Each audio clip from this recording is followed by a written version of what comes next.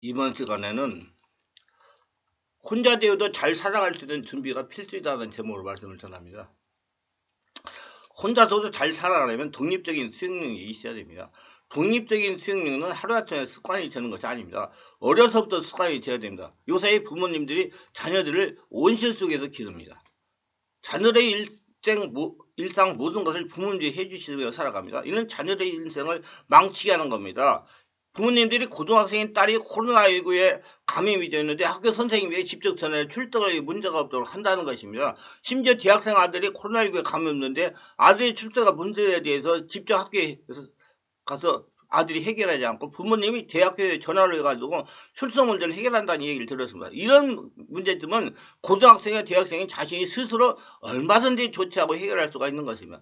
스스로 학교에 전화해서 출석의 문제를 해결해야 된다는 겁니다. 그래야 자녀가 인생을 살아가면서 독립적으로 수행하며 혼자서도 당황하지 않고 삶을 살아갈 수가 있는 것입니다. 과잉 부분은 자녀들의 인생을 망치는 겁니다.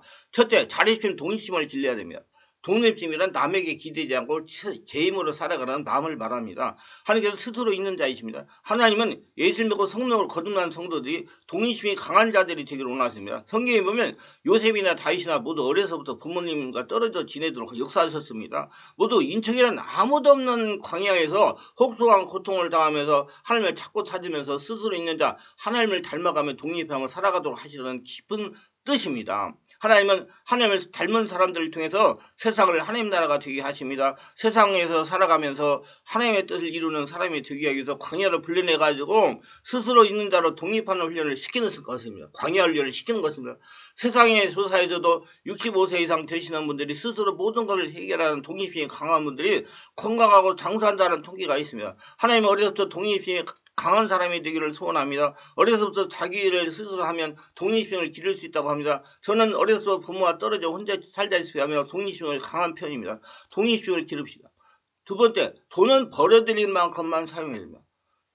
벌어서 써라. 돈에 쪼들리면 혼자서 잘 살 수가 없습니다. 돈을 많이 가지기 위해서는 돈을 얼마나 버는가가 필수 조건이 아닙니다. 물론 적정수준의 돈을 버는 것이 중요한 포인트이긴 하지만은 그게 전부는 아니라는 겁니다. 가장 중요한 것은 벌어들인 수입을 어떻게 관리하려는 것입니다. 혹자들은 이렇게 생각을 합니다. 벌어봤자 한 달에 끼게 해봤자 300만 원 정도인데 이 돈으로 생활비, 애들 교육비 등등 차떼고 포떼면 남아있는 게 뭐 있냐고 돈 관리하냐? 그냥 남는 돈을 적당히 조금만 하면 들면 되지. 그게 돈 관리가 아니냐? 결론부터 얘기하자면 아닙니다. 오히려 수익이 적고 나가는 돈이 많으신 분들일수록 돈 관리를 더욱 철저하게 하셔야 빠르게 목돈을 모을 수가 있고 노후를 대처할 수가 있습니다. 그 돈으로 무엇인가 할 수 있는 것이다. 여러분, 제가 나이가 뭐 이게 되다 보니까 정말 돈이 없으면 사람 취급을 못 받아요. 우리 젊은이들이요, 말은 그래도요, 노인을 굉장히 싫어합니다. 왜 우리 젊은이들 그 의식을 바꿔야 돼요. 진짜로. 내가 컴퓨터 학원도 가봤는데, 컴퓨터 학원 선생들이 제가 지금 나이가 70이 넘었거든요. 가서 컴퓨터 학원 배우려고 그러니까 싫어해요. 이게 참 문제가 심각한 겁니다. 세 번째, 충동구매하지 말아야 됩니다. 한마디로 과소비하지 말라는 겁니다. 값이 싸다는 이유로 원하지도 않는 물건을 구입하지 않는 것이나 충동구매는 정신병의 한 종류로서 지나치게 쇼핑에 집착하는 증세를 말합니다. 소비 생활이 정신병으로 분류되는 것이 의아할 수가 있지만 경제적으로 많은 어려움을 줍니다. 감당할 여력이 되려면 굳이 치료에까지 안 가도 되겠지만 여력이 되지 않은 경우에는 치명적인 경제적 파탄을 초래할 수가 있습니다. 강박적 구매로도 불리는 쇼핑 중독은 쇼핑 구매에 대한 부적합하고 과도한 충동이나 집착이 있어 분별력 없이 필요하지 않은 물건을 구매하거나 자신의 경제력보다 더 많은 금액의 물건을 구매하는 경우 빈번하게 나타나는 질환입니다. 단순히 쇼핑을 많이 하는 병이라기보다 쇼핑의 충동을 스스로 조절해보자 자신이나 식구들이나 타인에게 해가 되는 병이라고 할 수가 있습니다. 한편 조울증의 조증기에 많은 분들이 물건을 지나치게 많이 구매하는 경우가 있는데 이는 쇼핑 중독과는 구분되는 현상입니다. 네 번째는 자만하지 말아라. 자만하지 말아야 혼자서 잘 살 수 있습니다. 자만은 허기의 갈증 추위보다도 더 많은 대가를 요구합니다. 자신감과 긍지가 넘치는 것이지만 그게 지나치게 자만감을 갖게 되는 일이 넘치도록 없도록 해야 되겠습니다. 자신감과는 엄연히 다릅니다. 자신감이고는 자신을 믿고 자신을 사랑하고 물론 타인에게 자신감을 주고 서로 존중하는 것이요. 자만의 경우는 다릅니다. 자존심만 높다고 늘 항상 자신보다 약한 타인을 함부로 깔보거나 무시하는 게 바로 자만입니다. 자만은 자신만 해치는 게 아니라 타인에게도 상처나 갈등들도 만듭니다. 꼭 드러내고 뽐내지 않아도 자신을 낮추지 않고 겸손을 모르는 사람에게 쓰이기도 합니다. 그래서 우리 겸손하시기를 바랍니다. 항상 자신이 부족한 것이 많다 항상 생각하시고 자기 관리를 잘하시고 경성하시고 자기를 성찰하는 모두 되시기를 바랍니다. 음식을 적당히 먹는 습관을 들여야 돼요. 식욕이 지나칠 때 육신을 해롭게 하고 마음을 둔하게 합니다. 절식은 육신을 해롭게 하는 것 같다가 영을 새롭게 합니다. 몸의 세포를 새롭게 합니다. 요즘 우리나라 사람들이 질병들이 못 먹어서 걸리는 병보다 너무 많이 먹어서 걸리는 병이 대부분이야. 여러분 다 아시잖아요. 사실 식욕의 관리는 건강관리에 아주 중요한 요소입니다. 우리가 하루 사이에 섭취량은 보통 2000칼로리를 생각을 합니다.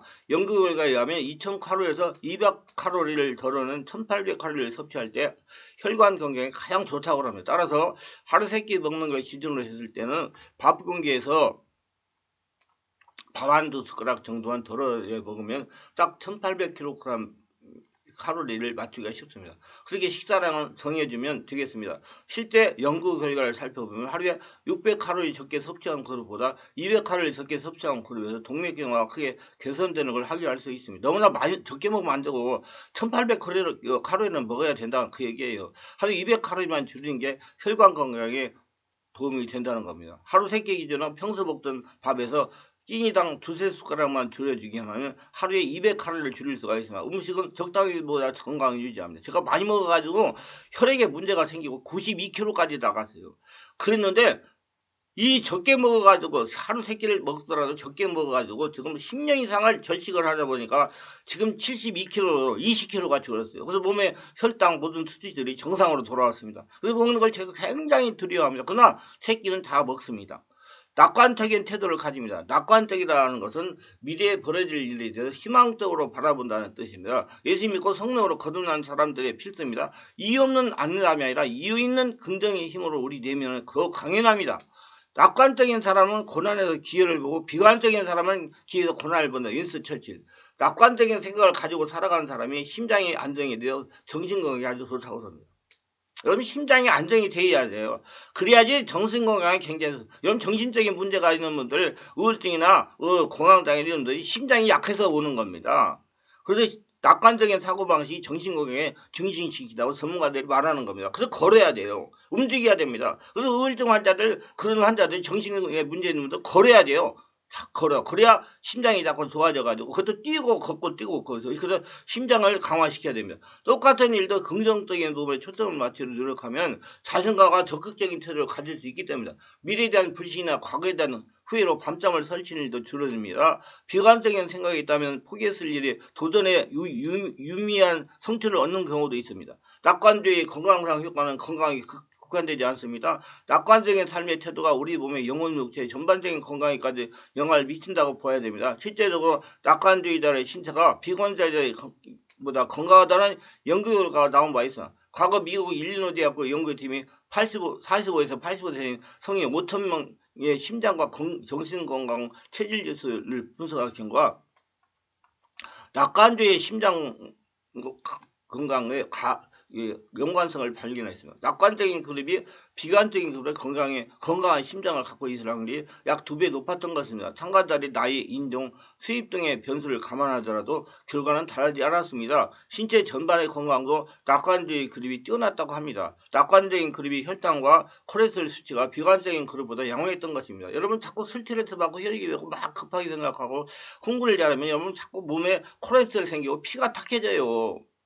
육체적 활동성 역시 낙관주의 그룹이 뛰어났다고 합니다. 담배를 피우는 비율도 낙관주의 그룹이 더 적었습니다. 연구팀은 이 같은 심장 건강의 차이는 사망으로 연결될 수 있다며 이번 연구는 국가가 국민들의 심장 건강을 개선하려면 심리적인 만족감을 주는 정책에 대해 신경을 써야 된다는 점을 보여주고 있다고 밝혔습니다. 낙관적인 사람이 돼야 혼자서도 잘 살 수가 있습니다. 그러면 우리는 예수님이 계시니까 모든 것이 잘 합력하여 선을 이룹니다. 낙관적으로 사셔서 건강하게 지내시기를 바랍니다. 7번째, 일을 즐기면서 살아갑니다. 일을 즐기지 못하면 혼자 잘 살 수가 없습니다. 일을 즐겨야 돼요. 즐겁게 일을 하라.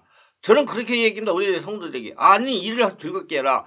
내가 건강하기 때문에 일을 할 수가 있다. 직장생활에서 즐겁게 해라. 즐겁게. 즐겁게 해야 몸에 독소가 생기지 않고 좋은 마음가짐을 해서 피가 깨끗해져 가지고 건강에 좋다. 즐겁게 해라.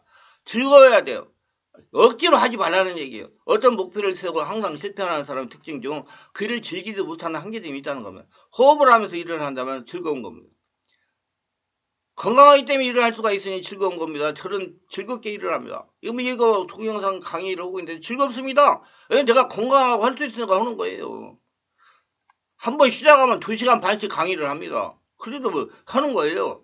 무슨 일을 하든지 꾸준히 즐기면서 하는 무엇이 하나만 좋은 것 같습니다. 그러한 것이 자신을 걸어가가는 힘찬 운동력이 되기 때문에 무엇이든 노력을 하다 보면 결과는 나오게 됩니다. 하지만 무조건 결과 목적이 되면 삶이 너무나 피곤하고 치열해지게 됩니다.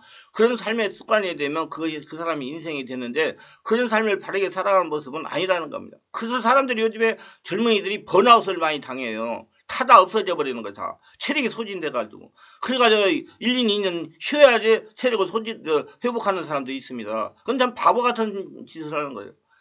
그러면 삶에는 여유가 없고 만남의 자리에 가져도 긴장을 풀지 못하면 항상 바쁘게만 살아갑니다. 각자 살아가는 삶의 방식에 대해 뭘 할 수는 없으나 인생을 바쁘게 긴박하게 살아온 주위 사람들이 나이들을 하는 말씀 중에 주위 좀 돌아보고 살았을 걸 후회하는 것이 가장 많습니다.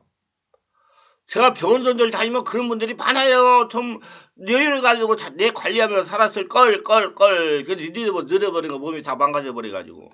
주위 사람들이 공간 안에 편안하게 들어올 수 있는 그런 빈자리를 비워두면 좋겠습니다. 여러분들은 시작보다 마무리를 잘하는 습관이 중요합니다. 마무리를 잘하는 사람이 되어야 혼자서 잘 살 수가 있는 겁니다.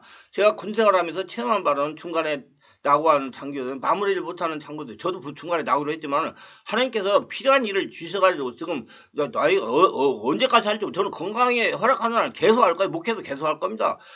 목회가 뭐 정년이 있다고 그러는데 우리 교단이 75세가 정년인데 계속 할 거예요. 90세 100세까지도 할 겁니다. 얼마나 좋아요. 군대 생활했으면 깨켜야 60세 이내에 다 나와야 되잖아요. 저는 지금 이제 시작하고 있는 거예요. 얼마나 좋습니까? 하나님이 필요한 일을 주셔가지고 지금 전문성을 개발해가지고 이렇게 여러분들에게 지금 제 체험, 모든 전민적인 것을 누가 봐도 시비를 못 걸고 정확한 것을 체득해가지고 말씀을 글을 써가지고 지금 강의를 하고 설교를 해가지고 지금 동영상을 제작해서 하지 않습니까? 이거 저는 군대 나올 때 이렇게 되라고 생각도 못했어. 근데 하나님이 하라는데 했더니 이렇게 됐어요.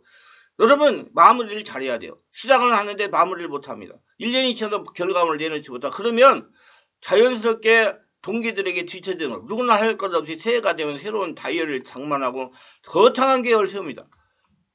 그저 큰맘 먹고 세우는 계획이 작심삼일이 되어버리면 곧 지나가 버립니다. 왜 그럴까요? 계획은 세웠으나 자신이 현실에 맞지 않아 보여주기 위한 계획이기 때문입니다.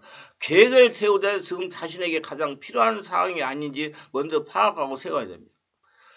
각종 군대에서도 마찬가지로 행정이 가져왔고 다 연말이 되면 다 내년도 사업계획을 작성을 해요. 근데 사업계획을 작성할 때 꼭 필요한 걸 할 수 있는 것만 작성을 해야 됩니다. 그래서 예산도 그래서 예산을 국회에다 내잖아요. 그 다음은 두말할 필요 없이 끝까지 가는 실천입니다. 시작하기 전에 꼭 끝까지 마무리할 수 있는 것을 먼저 생각해 보면 좀 더 알찬 계획을 세우고 실천할 수가 있을 겁니다. 또한 계획은 결코 장밋빛 아름다움이 아닌 땀과 노력의 결과로 얻어져야 된다는 염두에 두어야 됩니다. 결론적으로 혼자서도 잘 사는 습관이 중요합니다. 이건 어려서 습관이 돼야 돼요. 혼자 되는 건 필연적으로 되는 거. 이렇게 하려면 어려서부터 중요성을 인식해야 돼요. 혼자서 잘하는 것은 자기 자신이 실천해 나가야 하는 일이기 때문입니다. 성령의 지배와 인도를 받으면 스스로 터득하며 적용하며 실천해야 됩니다. 누가 시킨다고 하고 시키지 않는다고 하는 과업이 아닙니다.